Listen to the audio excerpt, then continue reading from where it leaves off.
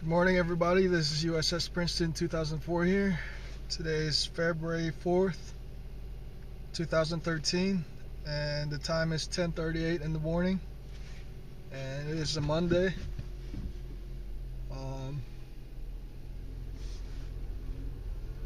Last night, I had been online, and I spend a good percentage of my free time on the internet.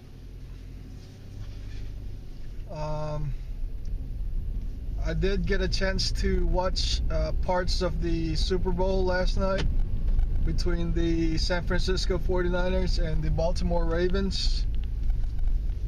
The Baltimore Ravens won. At first, the Ravens had pretty much outscored the 49ers by several touchdowns. But then there was a blackout in the stadium, and there was a power outage, and that sort of brief downtime because of the power outage has possibly helped the 49ers in getting a comeback.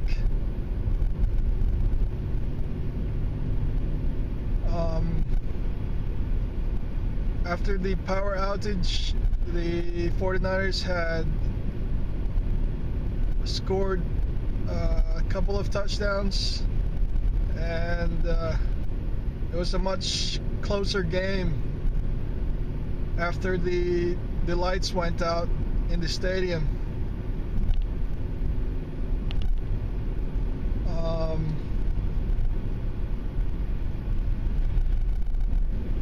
It was a close, hard-fought game in which San Francisco had a final drive in the fourth quarter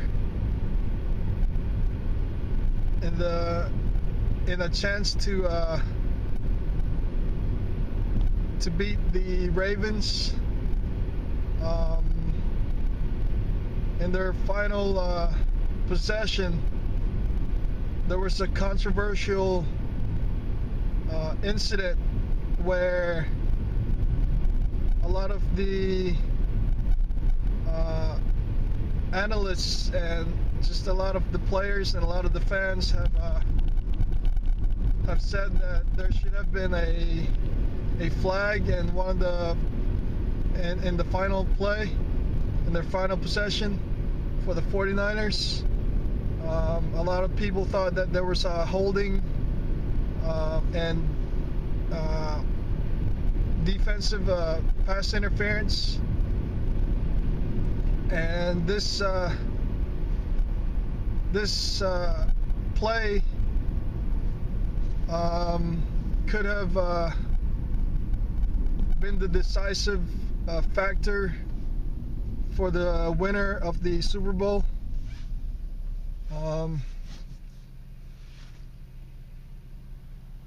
In the replays, it clearly shows that there was a foul, and the flag wasn't thrown by the referees. So the Ravens end up beating the 49ers, but it was a really close game, and that last play by the 49ers could have changed the outcome of the entire game, but the penalty flag wasn't thrown, and it's a big controversy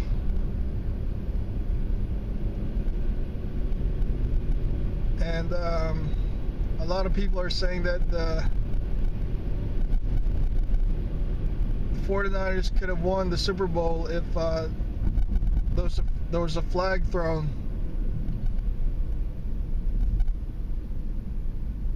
In their final possession. But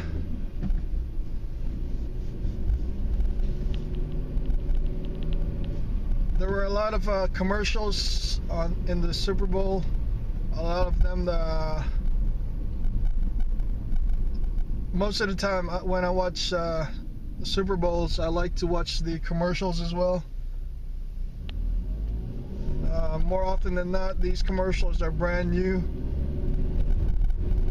and they're only shown during the Super Bowl. Some of the commercials are older commercials that have already been shown, but there are a lot of new ones.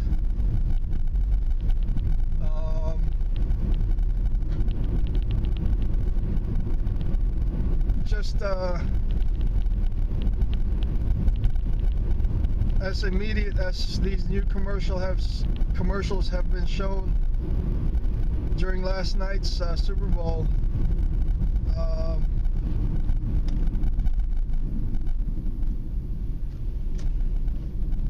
a lot of them could be seen on YouTube. If you happen to miss seeing the commercials, you can watch them on YouTube. They're already posted and uploaded.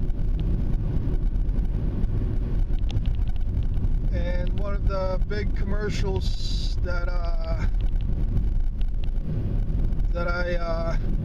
was anticipating was the new Fast and the Furious 6 movie coming out. It's going to be out in Memorial Day this year of 2013, and it's got the same cast members from the previous Fast and the Furious 5, and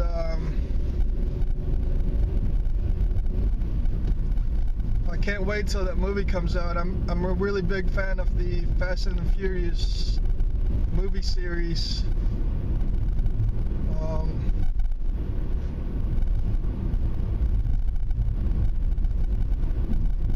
But the trailer was first shown last night in the Super Bowl. But you can now watch, like many of the commercials in the Super Bowl last night, on YouTube. So if you missed the trailer for the Fast and the Furious 6, you could watch that trailer on YouTube.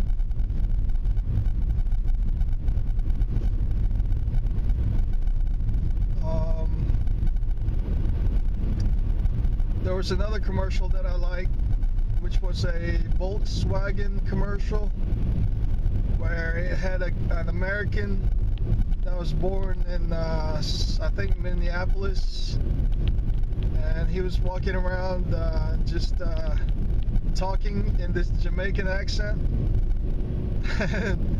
It's pretty funny, because he was born in Minneapolis, but he's out. He has perfected the Jamaican accent. He's just talking to people, and I like that commercial because it's I like hearing a lot of different accents, and the Jamaican accent is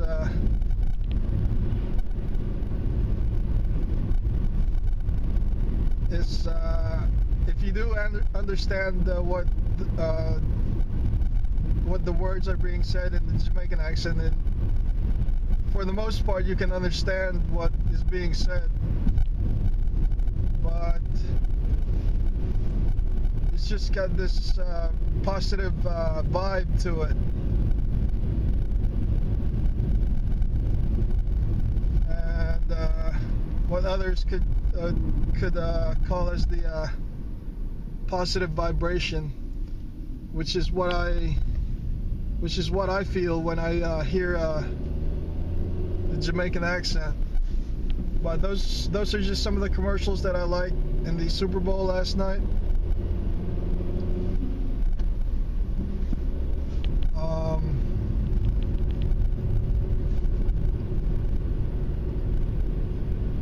So last night, even if the big game was on, I was also online, just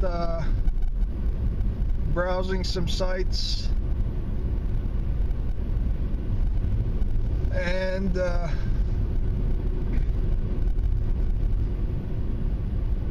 I was looking into the 4x4 1/10 scale slash, and I had tried to research the 4x4 slash model before I purchased the two-wheel drive version, but at the time I had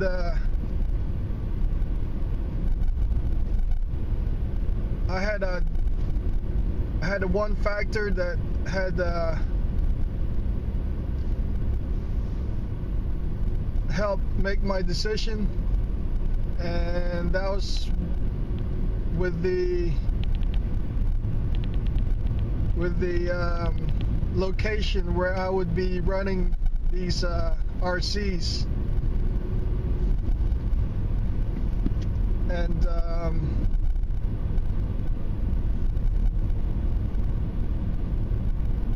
previously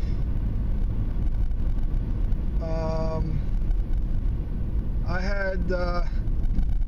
had several two-wheel drive RCs that I owned, and this was a long time ago, and I had for one I had a couple of the Traxxas Stampede two-wheel drive RC trucks, but at the time they were just the brushed motor versions, and I got the old models, but they were new at the time.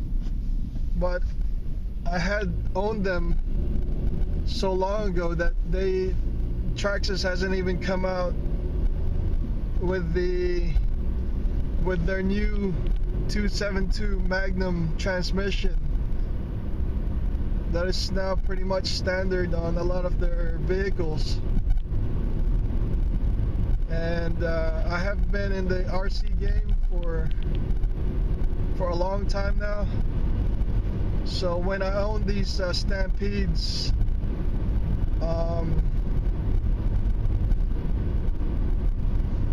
they were the best that you could get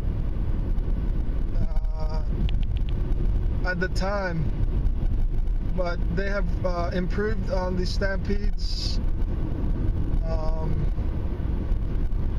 You can now get them in the brushless versions, and they also came out with the 4x4 Stampede. But a long time ago, when I owned the older Stampedes, I had ran them at our RC track beside our house, and they would be okay, but if you ran them hard enough, they will eventually strip the gears and the transmission, because they were made out of plastic. So I'm really happy that Traxxas improved on their transmissions, and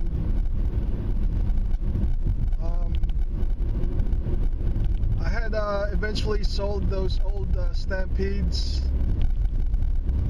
but I learned a lot from these two-wheel drive trucks, and from my experience, from the two-wheel drive trucks, I found out that two-wheel drive was very capable of being ran at our RC track. So with this knowledge, with my recent decision to buy the 1/10 scale slash, I had the option of either buying the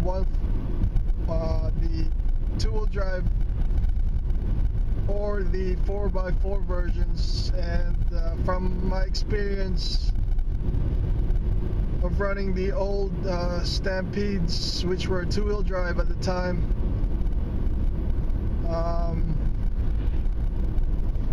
I learned that the two-wheel drive was more than enough to be ran at our RC track. So I decided to purchase several of the 5807 model slashes. I now have 3 of them, and I've had really had no problems with the truck itself at our RC track, so I have no complaints with the truck. But there's a flaw, I think, in the design from the times that me and my brothers were running these trucks. The hinge pins that are just bolted onto the plastic, some of them would come loose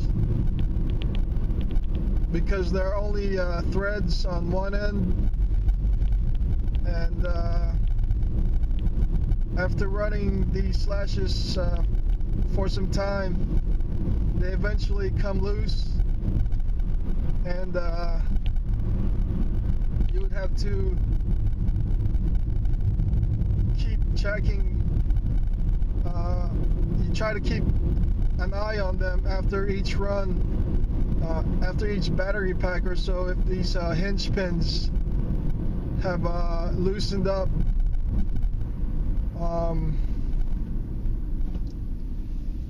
There is a solution to it, and the STRC company, which makes hop-up parts or upgrade parts for several RCs, they have this hinge pin set which has a nut on one of the ends, so that when you bolt on and replace the stock Traxxas hinge pins, the ones with the STRC's hinge pins have a nut on the other end, which keeps the hinge pins in place, instead of the stock Traxxas, which doesn't have the nut holding it in place.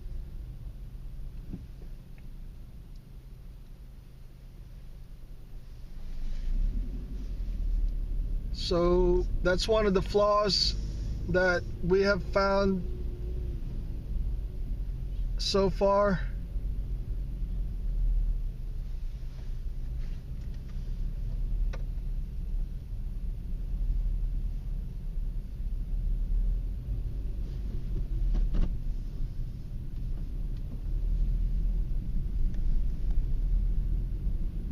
But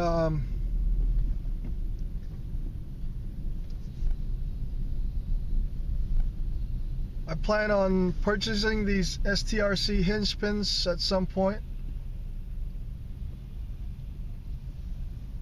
And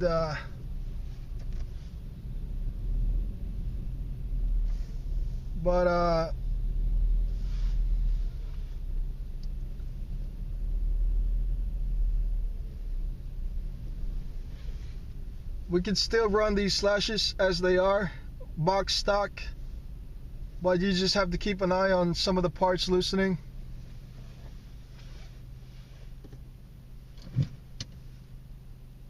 And this is USS Princeton 2004 signing out.